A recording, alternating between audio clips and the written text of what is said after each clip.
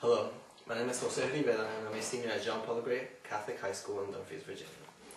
Today for this presentation I'll be reading an excerpt from Cricket on the Hearth, the third of Charles Dicken's 5 Christmas stories. The scenario will take place in the first chapter, Chirp the First. This is where at the beginning where the character is defending his opinion on what started the argument, a cricket or a kettle. This is important to the rest of the story because it's what sets the tone.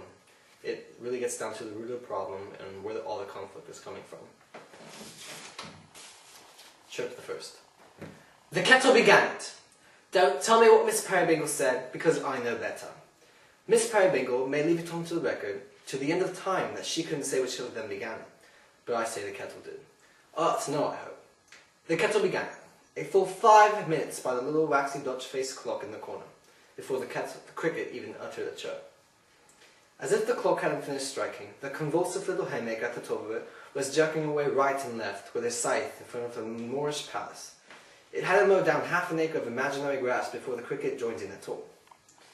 While I am not naturally positive, everybody knows that, I wouldn't set my own opinion against the opinion of Miss Peerybingle unless I were quite sure, on any account whatever. But nothing should induce me. But this is but a question of fact, and the fact is, the kettle began it. At least 5 minutes before the cricket gave any sign of being in existence. So contradict me and I'll say 10. But let me narrate exactly how it happened. I should have proceeded to do so in my very first word, but for this plain consideration, if I'm to tell a story, I must begin at the beginning. And how is it possible to begin at the beginning without beginning at the kettle? It appeared as if there were a sort of match, a trial of skill, you must understand, between the kettle and the cricket, and this is what led to it and how it came about. Miss Peerybingle, going out into the raw twilight, clicking over the wet stones in a pair of pattens that worked innumerable rough impressions, she filled the kettle to the water level, presently returning, with less patterns and a good deal less, for they were quite tall and Miss Peerybingle was all but short. She set the kettle on the fire.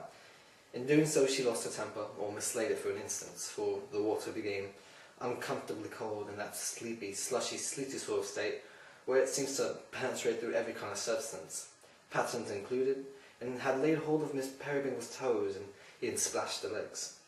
And when we rather pune ourselves, with reason too, upon our legs and keep ourselves particularly neat in the point of stockings, we find this for the moment hard to bear. Besides, that kettle was aggravating and obstinate. It wouldn't allow itself to be adjusted to the top of the bar. It wouldn't hear of accommodating itself along the knobs of the core.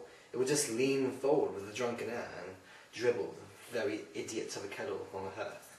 It was quarrelsome and hissed and sputtered morosely at the fire. Resisting Miss Peerybingle's fingers, it first of all turned topsy-turvy, and then, with an ingenious placidity deserving of a better cause, dived sideways in, down to the very bottom of the kettle. And the whole of the Royal George has never made half the monstrous resistance to coming out of the water, which that lid of the kettle employed against Miss Peerybingle before she got it up again. It looked sullen and pig-headed enough, though, even enough, carrying its handle with an air of defiance, cocking its spout pertinently and mocking at Miss Peerybingle, that it said, "I want to boil. Nothing shall induce me." But Miss Peerybingle, with restored good humour, dusted her chatty little hands against each other and sat down before the kettle, laughing. Meanwhile, the jolly blaze uprose and fell, flashing and gleaming on the little haymaker at the top of the Dutch clock, until one might have thought he just stood still before the Moorish palace, and nothing was in motion but the flame. He was on the move, however, and he had his spasms, 2 to the second, all right and regular. But his sufferings when the clock was going to strike were fearful to behold. And when the cuckoo looked out of the trapdoor in the palace and gave the note 6 times, it shook him, each time like a spectral voice, like something wiry plucking at his legs. It was not until a violent commotion and a whirling noise among the weights and ropes below him had quite subsided that this terrified haymaker became himself again. Nor was he startled without reason, for these rattling, bony skeletons of clocks are very disconcerting in their operation, and I wonder how much any man, most of all a Dutchman, can have the liking to invent them. There is a popular belief that Dutchmen love broad cases and clotting their own lower cells. They might know better than to leave their clock so lank and unprotected, surely. But now as it was, however, the kettle began to spend the evening. Now as it was, the kettle, growing mellow and musical, began to have impressible gurglings and to indulge itself in short vocal snorts. Thank you.